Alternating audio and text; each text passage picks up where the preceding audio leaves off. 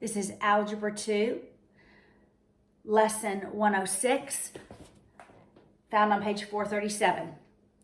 This lesson is on systems of three equations. So we've already had two lessons on systems of three equations. The first one was three equations, but two of the equations had all three variables, and the third equation only had one variable. So we used substitution and then elimination. The second lesson we had three equations, and all three equations had all three variables. So we did elimination twice. This lesson, we have three equations, and all of them it's different. All right, if you look at example 1, it is important that you begin by writing down the equations and lining up the variables. All right, so as you can see, I have written down 106.1 from page 437. And so what I want us to see is that if I can eliminate the z's in the last two equations.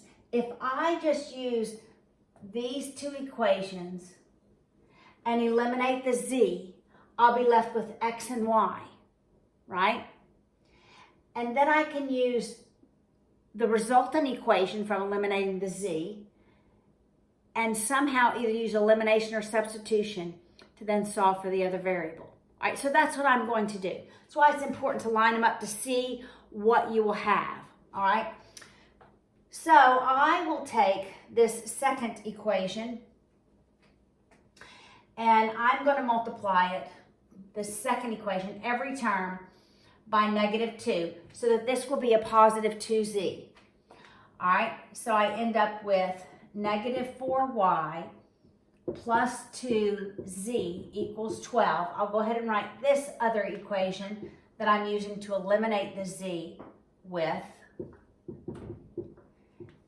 And I'll add them. My z's eliminate. I end up with x minus 4y equals 9. All right.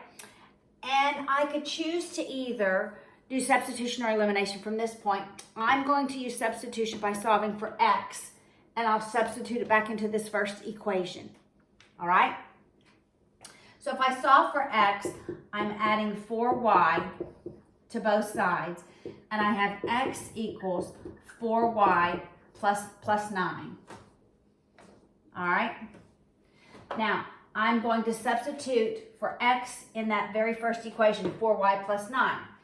So I end up with 2 times 4y plus 9 plus 3y equals -4. Distributing the 2 to both terms inside the parentheses, I end up with 8y plus 18 plus 3y equals -4. I'm going to move the 18 to the other side of the equal sign through subtraction. Combine my like terms. That's 11y equals -22. When I divide both sides by 11, I have y equals -2. All right, I will write that over here. Y equals -2. All right, once I have one of the variables, then I can go back into an equation that has y in one of the variable and begin solving for the other variables. All right, I can actually go back into this equation, x equals 4y plus 9, and solve for x. So that's what I'm going to do. So x equals 4 times -2 plus 9. X is -8 plus 9. X is 1. So I have x equals 1. Now once I have x, all right, I'm going to go back into the second original equation and solve for z. All right? So I have x being 1 minus 2 times the value of z is -3. I'll subtract the 1 on both sides. and I have negative 2z is negative 4. When I divide both sides by negative 2, I have z equals 2. So if I were to write them in XYZ paired form, it'd be 1, negative 2, 2. And I could go back to the original equations, confirm that that works. All right? So 2 times 1 is 2. 3 times negative 2 is negative 6. So 2 minus 6 is negative 4. 1 minus 2 times 2 is negative 4, does equal negative 3. 2 times negative 2, that's negative 4, minus 2 equals negative 6. So my solution works in all 3 of the original equations. And again, I just did quick mental math. Okay? So, first, you're going to eliminate one of the variables. And then secondly, you are going to either use substitution or elimination. Let's do example 2 on page 438. Again, I will begin by writing the equations down, lining up my variables to see which one I want to eliminate first.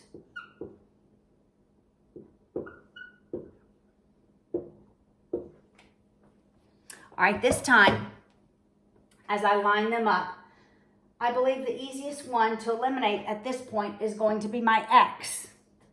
When I eliminate x, I'm going to be left with y and z, and I can use that with the first equation to then use substitution or elimination. All right, so I'm going to take the second equation, and I'm going to multiply it by negative 2.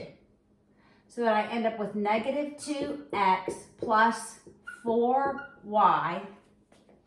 Don't forget to multiply that by the 6 on the other side of the equal sign. Equals negative 12. I'm just going to rewrite the second equation. 2x minus 3z is negative 5. I will add them. My x's eliminate. I'm left with 4y minus 3z is negative 17.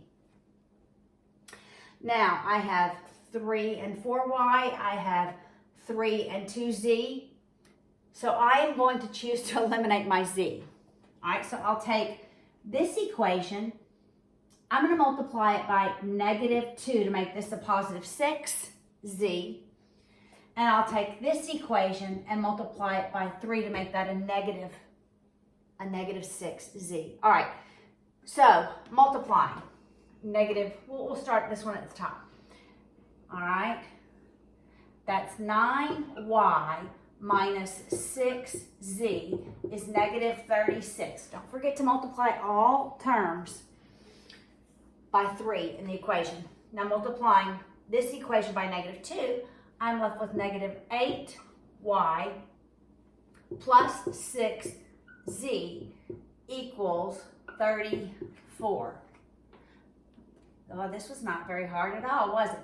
I'm left with 9 minus 8 is just y equals negative 2.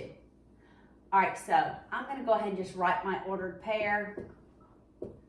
Not ordered pair, my solutions, because it's not a pair.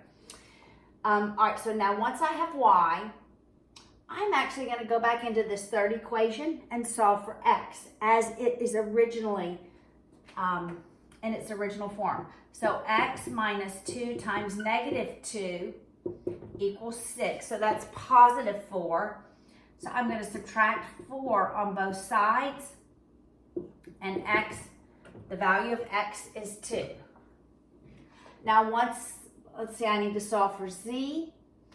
So I probably will just go back into this first equation and solve for z. So that I have 3 times the value of y, which is negative 2, minus 2z is negative 12. That is negative 6. So I'm going to add 6 to both sides of the equal sign, and I end up with negative 2z equals negative 6. When I divide both sides by negative 2, I have z equals 3. Quickly, I'm going to do mental math and make sure that this works in all the equations. So 3 times negative 2 is negative 6. Negative 6 minus 6 is negative 12. Works. That's 4. 4 minus 9 does equal negative 5.